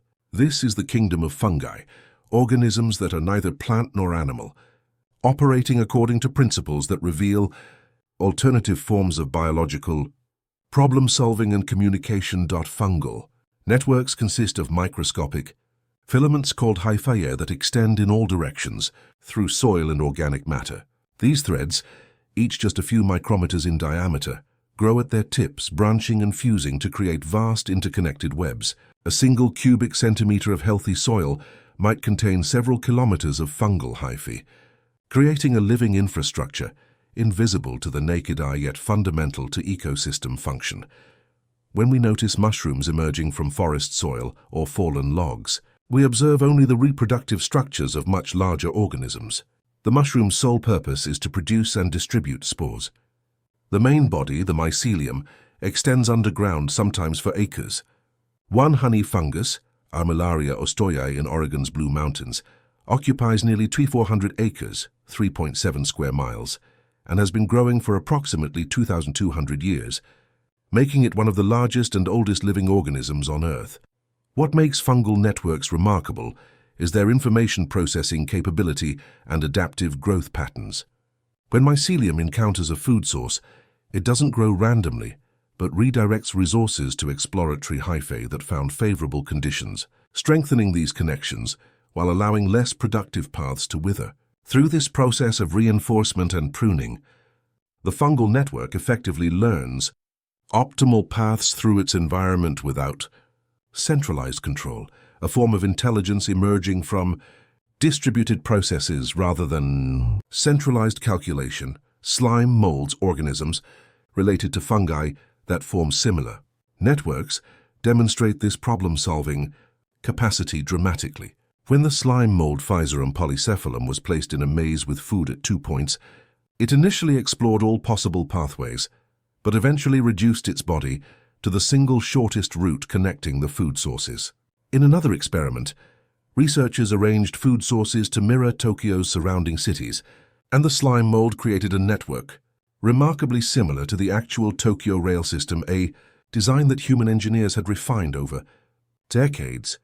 The intelligence of fungal networks extends beyond spatial problem-solving to forms of memory and communication. When part of a mycelial network encounters harmful conditions, perhaps a toxic substance or predatory organism, it can transmit chemical signals through the network that prepare distant portions for similar threats.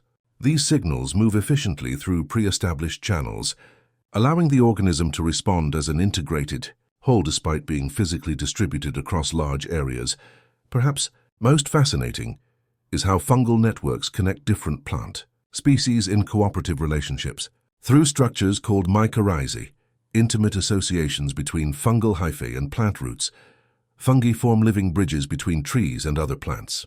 An estimated 90% of land plants form mycorrhizal partnerships, suggesting these relationships represent the ecological rule rather than the exception. The fungus extends the plant's effective reach, accessing water and nutrients from a much larger soil volume than roots alone could explore. In return, the plant provides carbohydrates created through photosynthesis, sometimes allocating up to 30% of its total production to fungal partners. These mycorrhizal networks create what forest ecologists call the wood-wide semi-communication infrastructure that allows resources and information to flow between plants. Research in temperate and boreal forests has shown that when one tree is attacked by insects, it can send chemical warning signals through the fungal network to neighboring trees, which then increase production of defensive compounds before they themselves are attacked. This communication system allows forest communities to respond collectively to threats, despite lacking central coordination. Studies have also revealed that older hub trees, particularly mother trees, can recognize and preferentially support their own seedlings through these networks, sharing carbon, nutrients, and defensive signals. When these hub trees are damaged or dying, they appear to increase transmission of carbon to surrounding younger trees, a kind of resource redistribution that nurtures the next generation. This discovery challenges our understanding of forest dynamics, suggesting that competitive models of ecology tell only part of the story. The intelligence exhibited by fungal networks operates on timescales and spatial dimensions quite different from our own. A decision-making process that might take seconds in a human brain might unfold over hours or days in a fungal network. The thinking occurs through chemical signaling rather than electrical impulses, distributed throughout the organism rather than centralized in specialized organs. There is no self-awareness as we understand it. Yet these networks demonstrate sophisticated problem-solving, adaptive learning, and environmental response. The distributed intelligence of fungal networks offers important insights for human systems. Their architecture demonstrates extraordinary resilience. Damaging one part doesn't compromise the functioning of the whole. They allocate resources efficiently without requiring centralized control. They adapt continuously through countless small adjustments, rather than occasional large-scale reorganizations. These principles have inspired innovations ranging from computer network design to urban planning, suggesting that nature's distributed intelligence models might help address human organizational challenges. Fungi have occupied their ecological niche for over 1 billion years, far longer than animals have existed.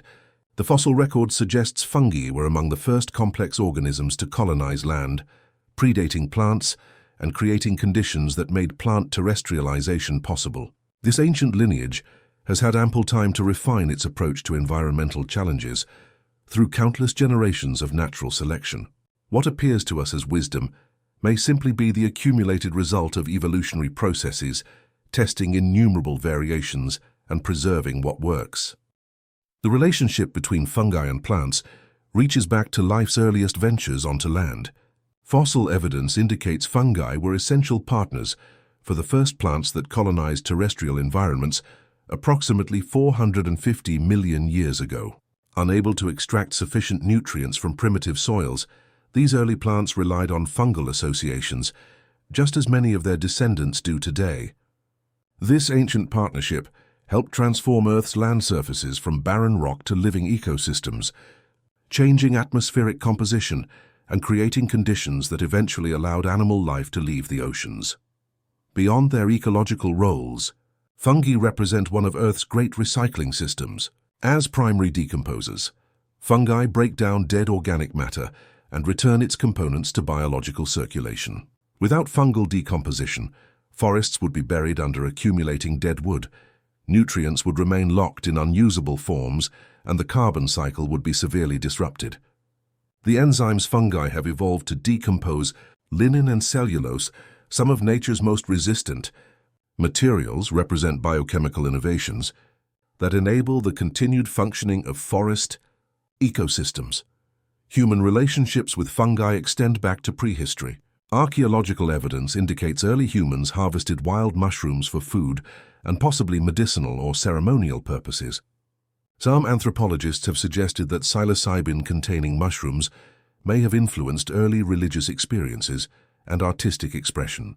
More recently, humans have harnessed fungi for food production: bread, cheese, tempeh, medicine, antibiotics, immunosuppressants, and ecological restoration, mycoremediation of contaminated soils. The ongoing discovery of fungal compounds with pharmaceutical potential suggests we have only begun to explore the biochemical riches of this kingdom. As we contemplate fungal networks, we might recognize them as representing an alternative evolutionary path to problem solving, one that emphasizes connection over separation, chemical communication over specialized neural tissue, and distributed processing over centralization. In a sense, fungi offer a glimpse of how intelligence might develop along entirely different trajectories than the animal model with which we're most familiar. This perspective invites us to expand our understanding of what intelligence might look like in forms very different from our own. Now our exploration turns to one of nature's most hopeful creations, the seed. These small packages represent biological potential in dormant form, containing complete instructions for developing complex organisms along with stored energy to begin the journey. In their unassuming presence, seeds embody nature's investment in future possibility. On a forest floor in autumn, a maple samara, the familiar helicopter seed with its single wing, spirals downward through still air.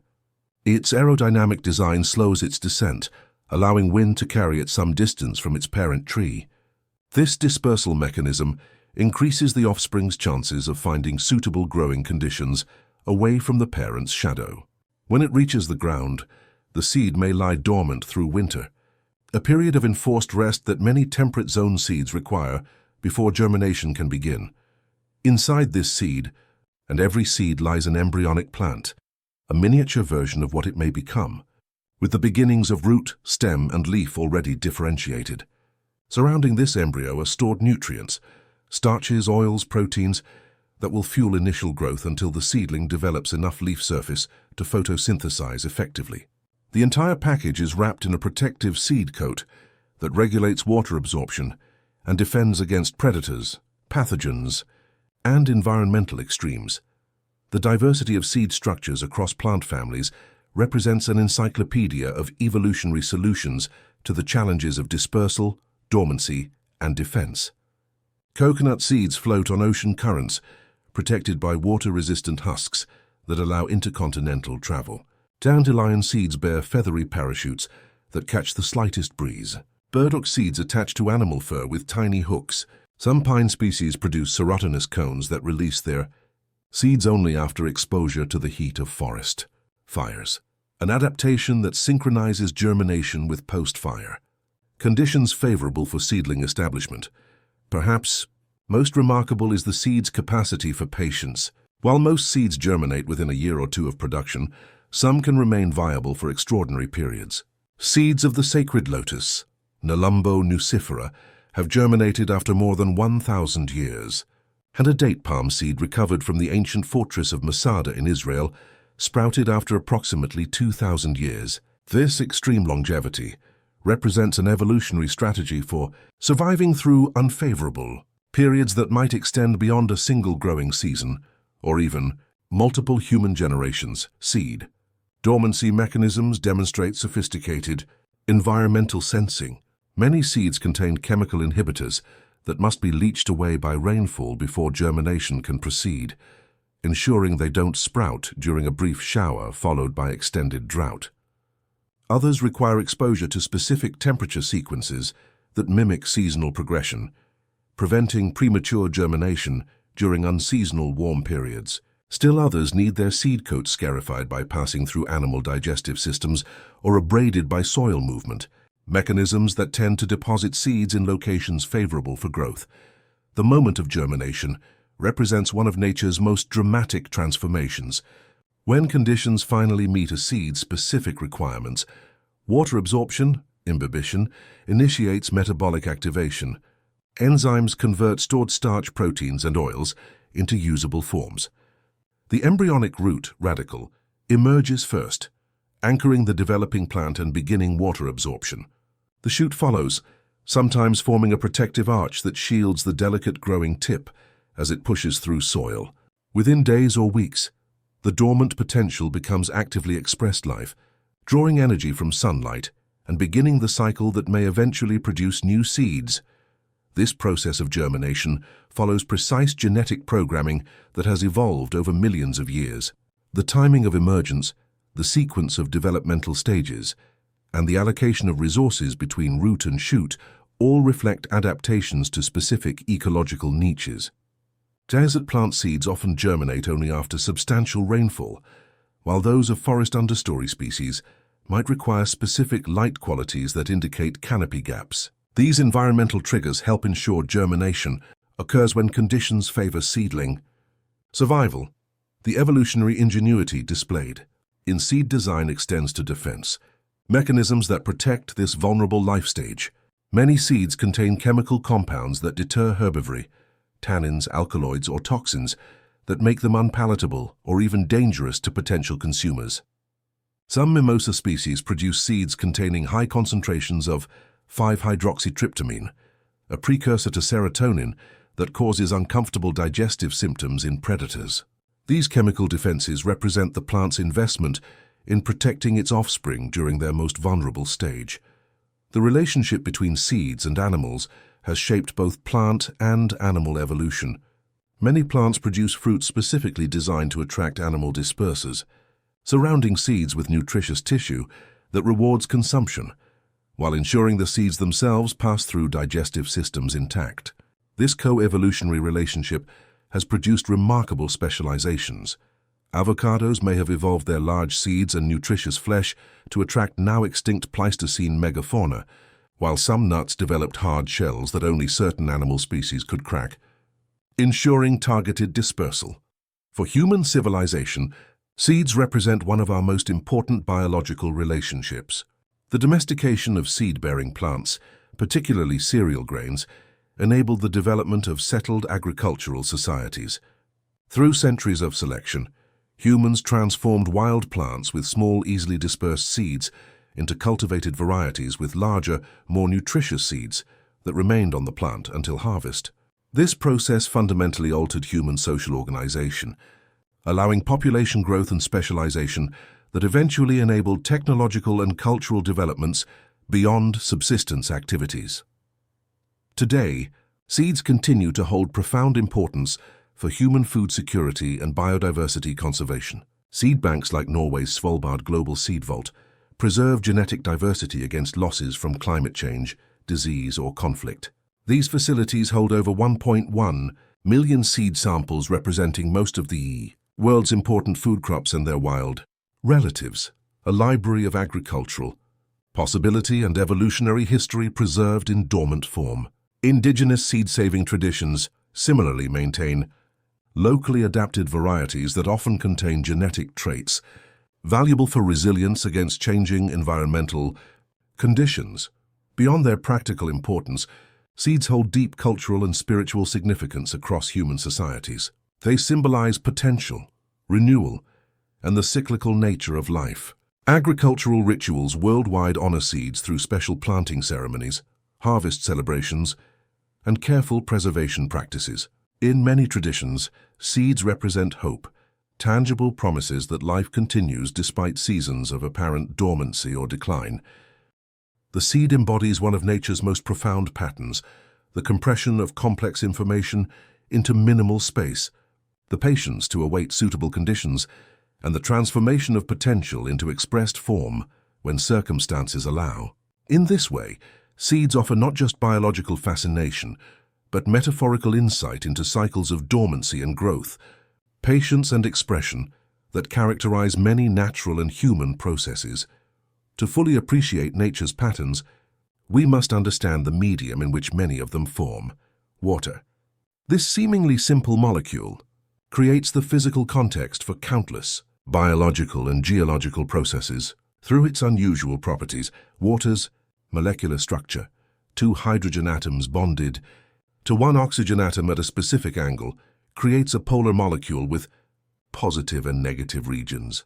This polarity allows water molecules to form hydrogen bonds with each other, creating a liquid with extraordinary properties: high surface tension, exceptional capacity to dissolve other substances, and unusual thermal behavior, including expansion when frozen. These properties make water the ideal medium for life. As a solvent, it facilitates the chemical reactions necessary for metabolism while transporting nutrients and waste products. Its high specific heat capacity moderates temperature fluctuations, protecting aquatic ecosystems from rapid changes. Its expansion upon freezing ensures that water bodies freeze from the top down, creating insulating barriers that preserve liquid environments beneath even in extreme cold. Water shapes landscapes through erosion, deposition, and dissolution. Rivers carve canyons and transport sediments, following patterns that mathematicians recognize as optimizing energy efficiency. Ocean currents redistribute heat around the planet, moderating climate and connecting distant ecosystems. Even underground, water sculpts elaborate cave systems by dissolving limestone and redepositing minerals as stalactites and stalagmites, processes that can continue for millions of years. The global water cycle, evaporation, condensation, precipitation, collection, represents one of Earth's most important pattern-generating systems. This cycle connects all water bodies and influences every terrestrial ecosystem. It transports not just water but heat energy, dissolved minerals, and even microscopic organisms across continents and between land and sea. Recent research suggests that forests actively participate in this cycle through biotic pumping, where transpiration from tree canopies helps draw moisture-laden air inland from oceans. Water's role as pattern generator extends to biological structures.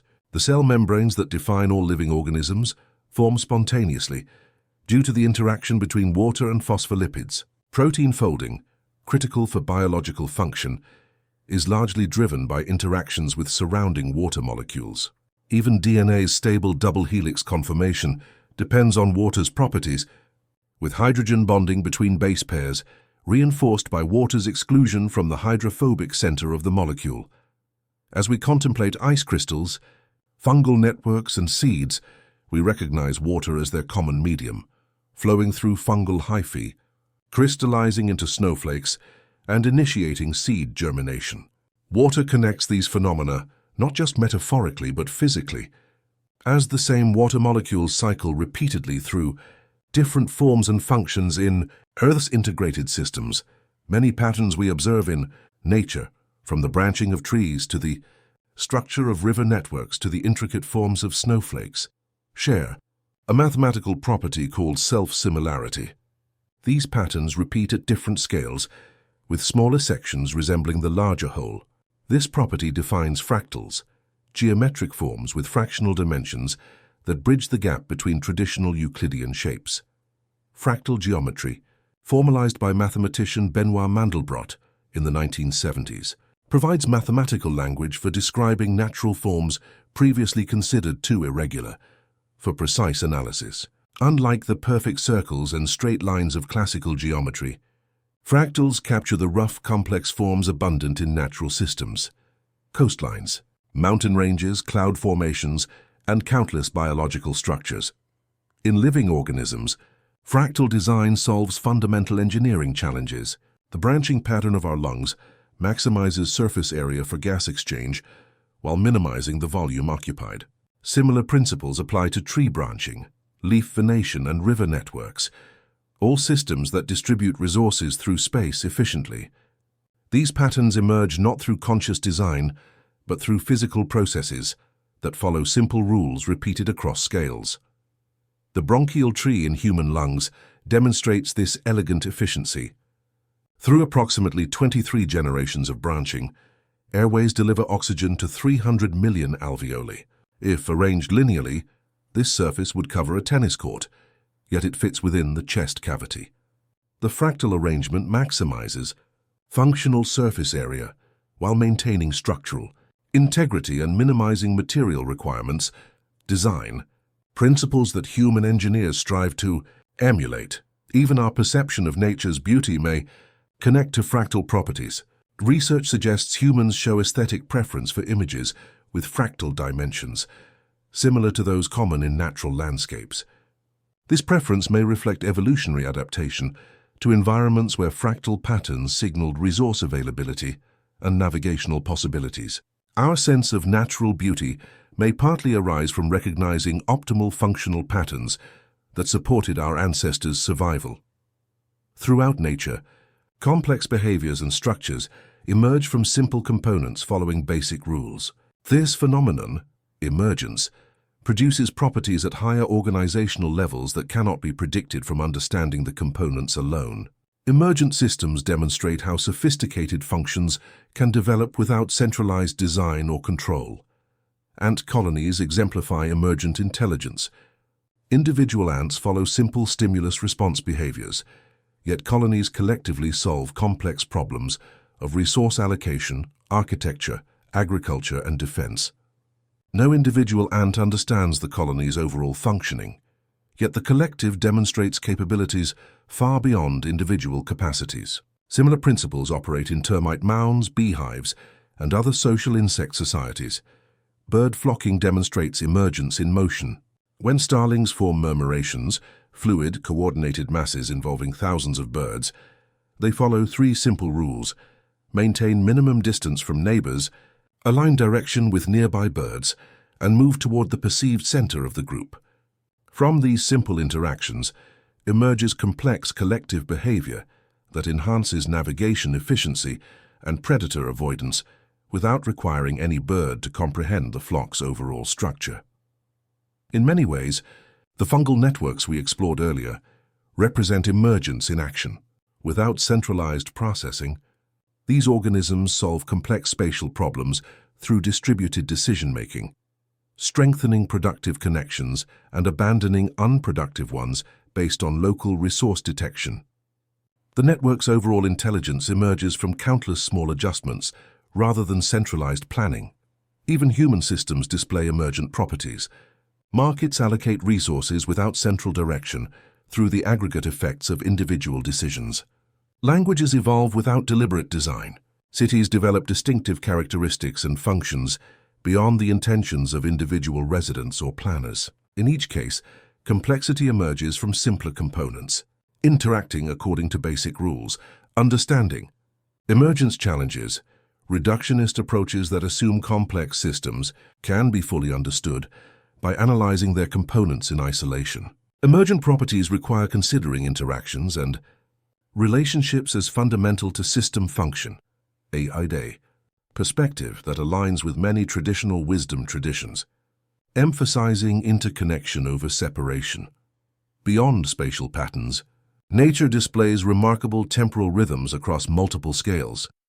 These cycles, daily, monthly, seasonal, annual, and longer, create a temporal architecture that organizes life processes and connects organisms to their environments.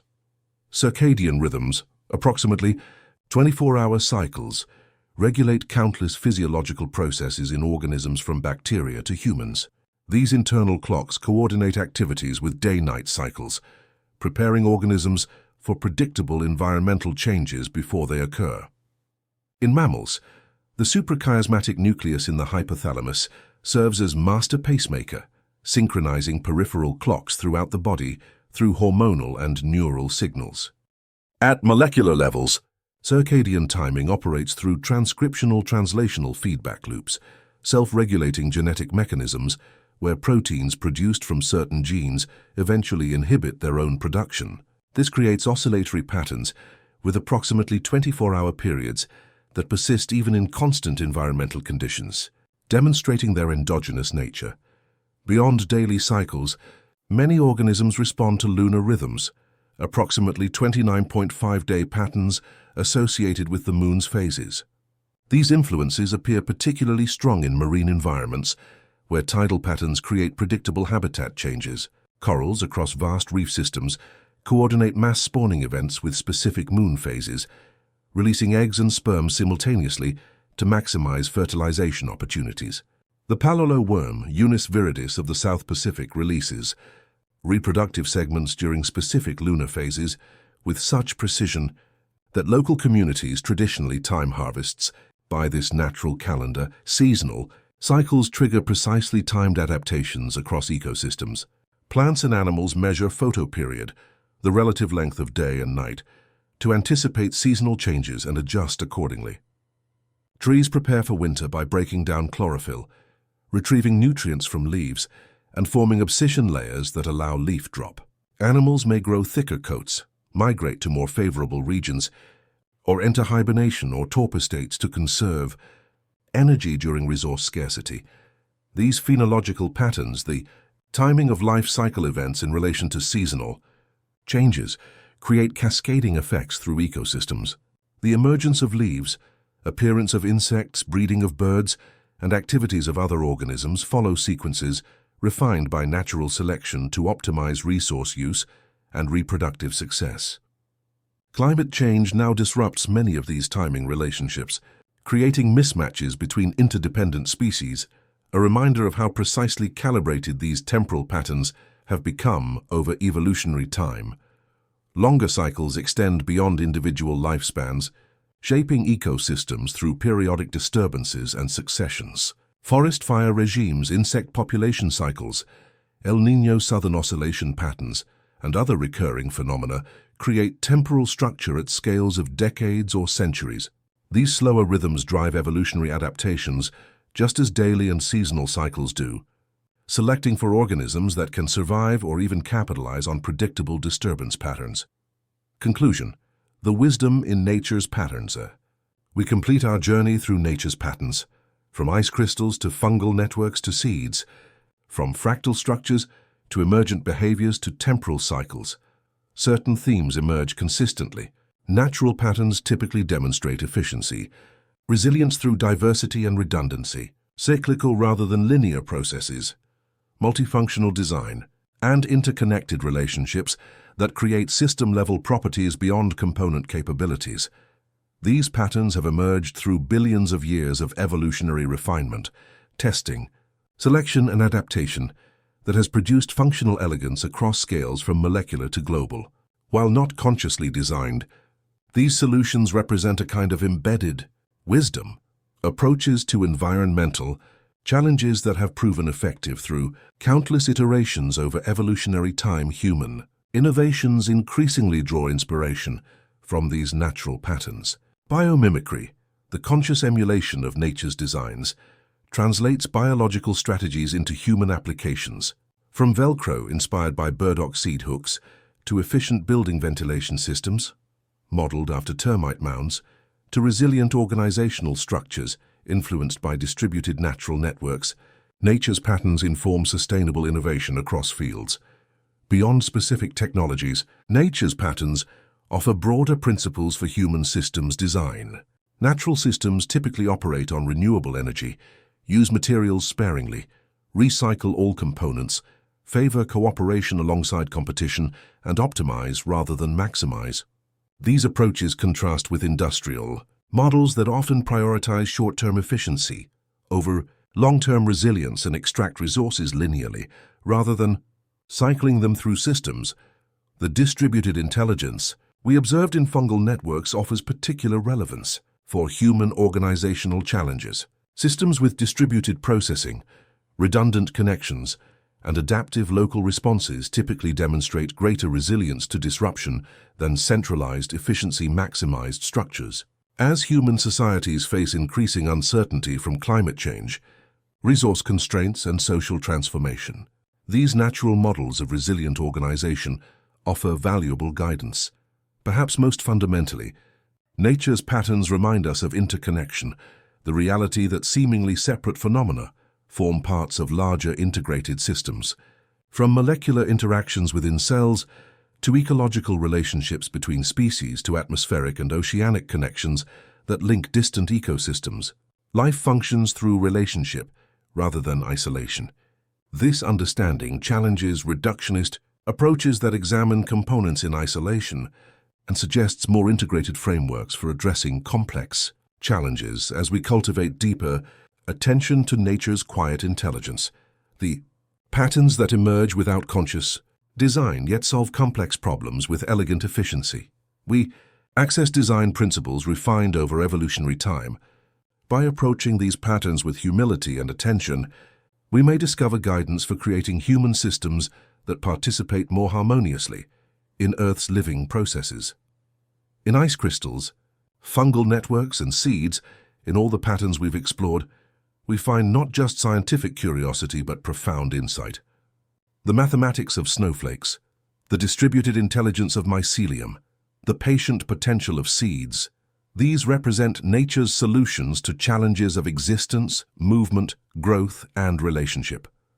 By learning to read these patterns with sensitivity and respect, we access wisdom embedded in the very structure of the living world.